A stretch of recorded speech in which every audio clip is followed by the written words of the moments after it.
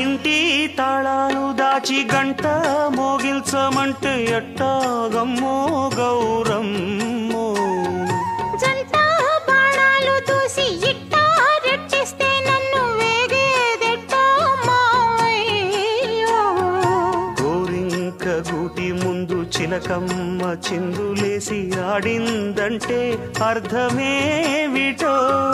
మందార పువ్వు మీద మురిపాల తుమ్మె